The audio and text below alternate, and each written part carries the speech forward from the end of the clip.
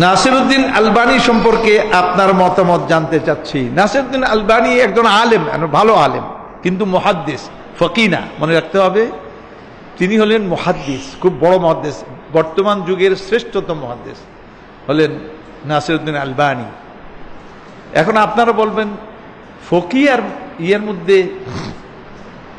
কি বলে, মুহাদ্দিসিনদের মধ্যে কি তফাৎ করছেন আপনি? এটা এক জিনিস না। মুহাদ্দিসিনদের মধ্যে অন্যতম বড় একজন মুহাদ্দিসের নাম হলো আমাশ। আমাশ, ওনার পুরো নাম মনে নেই। আমাশ মানে অন্ধ, তিনি অন্ধ ছিলেন। তো একটা হাদিসের অর্থ জানার জন্য উনি একটা অর্থ বুঝতেন হাদিসের। উনি মুহাদ্দিস ছিলেন, খুব বড় মুহাদ্দিস। তার বুখারী পড়তে গেলে ইয়া কিনা মুসলিম যে কোনো হাদিস পড়বেন আমাশ পাবেন রাউীদের মধ্যে। তো উনি গেছেন আবু হানিফার কাছে, তো গিয়ে হাদিসটার মর্ম জিজ্ঞেস করছেন। তো উনি মর্মটা বলছেন, এটা তো এই।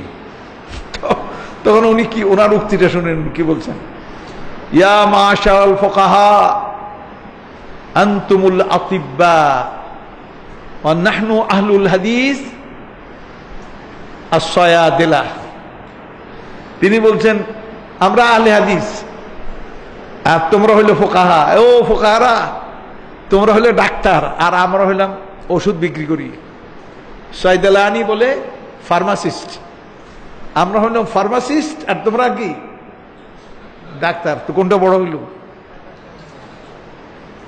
আর মগজটা বের করেন ওনারা, অর্থটা বের করেন, এটা কি চাচ্ছে, কয়েকটা হাদিস মিলিয়ে এটা ওটা মিলিয়ে তারপর এটা বের করেন। এটা ফকিদের কাজ। লিতাফাক্কাহু ফিদ্দীন, তাফাক্কুহ, এই শব্দটা কোরআনী কারীমে কয়েকভাবে আসছে। সুতরাং লাআলিমাহুল্লাযীনা ইস্তামবিতুনা, ইস্তিমবাত করে, তারা ইস্তিখরাজ করে। আরেকটা জিনিস এখানে আসলো, সেটা আহলে হাদিস। আহলে হাদিস কি বুঝলেন আপনি এখানে? তিনি বলেন নাহনু আহলুল হাদিস, কি বুঝাইছে? যারা হাদিস বেত্তা, হাদিস শাস্ত্রের পণ্ডিত, তাদেরকে কি কয়? আহলে হাদিস। কিন্তু এখন আমাদের দেশে আহলে হাদিস কারা? না, এরা আহলে হাদিস না। তো আহলে হাদিস বলতে ইস্তেলার মধ্যে ওরাই আহলে হাদিস যারা হাদিসবিদ, হাদিস শাস্ত্রের পণ্ডিত, যেমন ফিকহ শাস্ত্রের পণ্ডিত ফকিহ, এরা কি আহলে হাদিস। এরা আহলে হাদিস দাবি করে এই লোকগুলো। অথচ পৃথিবীর কোথাও আহলে হাদিস বলতে কিছু নাই, শুধু সাবকন্টিনেন্টে, ভারতে, পাকিস্তানে আর এখানে আহলে হাদিস। সৌদি আরবে আহলে হাদিস খুঁজেই পাবেন না, মিশরে পাবেন না। তাদেরকে গায়রে মুকাল্লিদিনও বলে, তাদেরকে আনসারুস সুন্নাহ বলে, তারা আনসারুস সুন্নাহ। এদের আহলে হাদিস, এখানে কোন আহলে হাদিস বলতেই বোঝায় হাদিস শাস্ত্রের পণ্ডিতদেরকে বোঝায়, কিন্তু এই দেশে ওনারা আহলে হাদিস হয়ে পড়ছে। কি করবেন? তবে আহলে হাদিসরা, আমাদের দেশে যারা আহলে হাদিস, এদেরকে এক কারণে ভালো জানি, এরা শিরক বিদআত করে না। এরপরে কয় যে কোরআন সুন্নাহ যা আছে, স্লোগানটা ঠিক, কিন্তু স্লোগান মানতে গিয়ে ভুল করে নেয়। আবু হানিফারে গালি দেয়, অমুকের গালি দেয়, অমুকের গালি দেয়, অমুকের সমালোচনা করে, নাউযুবিল্লাহ মিন যালিক। মোটেই ঠিক না, মোটেই ঠিক না। আচ্ছা যাক, এই যে আপনাদের আহলে হাদিস আমাদের দেশে সূরা ফাতিহা পড়ে না, পড়ে না? হ্যাঁ, আপনারা অনেকে পড়েন, কিন্তু আপনি জানেন এই হানাফি মাযহাবেও এই রায়টা আছে। এটা হলো সাহেবাইন।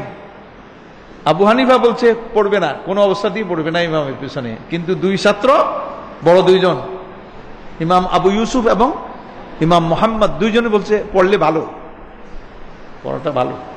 উস্তাদের সঙ্গে দ্বিমত করতেছেন। কাজে এটা মনে করেন না যে ওনারাই খালি বলে, হানাফি মাযহাব। এখন আমি কোন মতে চলি এটা আপনারা জানতে পারেন। আমার মত হলো ইমাম যখন জোরে পড়বে তখন পড়বে না। জোরে পড়া মানে কি? মাগরিব, এশা, ফজর, এই তো বুঝলেন। এটা জোরে পড়ে, কিন্তু আপনি এমন কাতারে দাঁড়াইছেন, তার কেরাত আপনি শুনতেছেন না, তখন আপনি পড়বেন।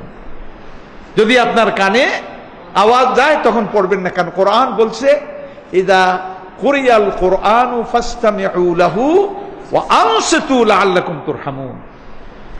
যখন কোরআন পড়া হয় তখন শুনো, চুপ থাকো। ইস্তেমা খালি শুনো না, ইস্তেমা করতে কইছে। কাসীরুল মাবানি কাসীরুল মাআনি, অর্থ বেশি, মানে খুব মন দিয়ে শুনতে হবে, এক্সক্লুসিভলি।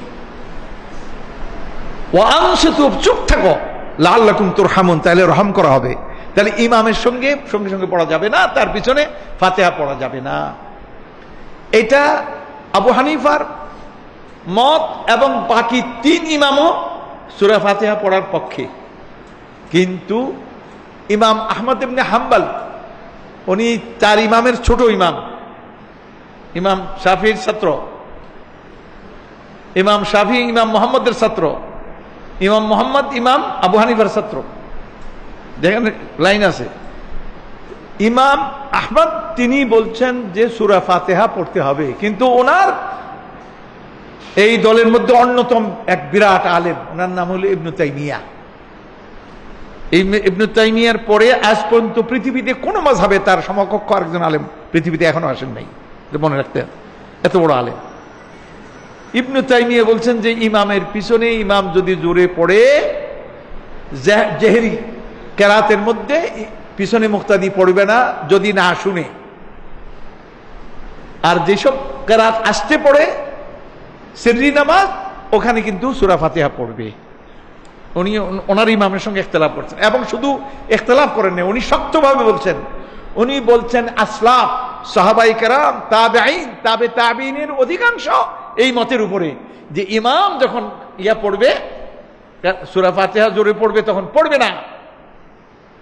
এবং এই মতটা আমার না, আমার এটা আমল, ওনার মতটাই আমি মজবুত করে ধরছি। আমার কাছে খুব ভালো লাগছে এটা।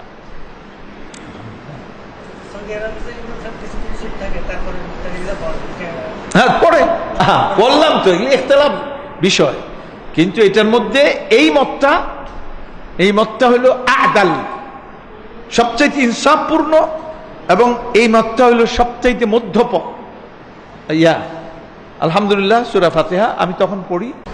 তো আলবানী, শেখ আলবানী মুহাদ্দিস, বড় মুহাদ্দিস, কিন্তু ফিকহের ক্ষেত্রে গিয়া ওনার সমস্ত রায় মানে গ্রহণ করার মতো না। উনি এমন সব কিছু কথা বলছেন যেগুলোর সঙ্গে দ্বিমত, কিন্তু মুহাদ্দিস হিসাবে শ্রেষ্ঠ। এবং ওনার একটা বৈশিষ্ট্য হইল এই পর্যন্ত যত সহিহ হাদিস সবগুলিকে একত্রে আনছেন, যত দুর্বল হাদিস একত্রে, যত মিথ্যা হাদিস একত্রে, 3 ভাগ করছেন।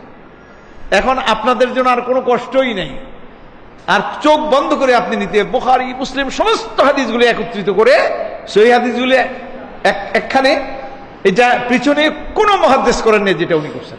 এটা ওনার একটা বৈশিষ্ট্য। আর লোকটা কিন্তু আরব না, উনি আলবেনিয়ার লোক। আলবানি বলে কেন? আলবেনিয়ার লোক, উনি তুর্কি রক্ত বহন করেন, আলবেনিয়ার।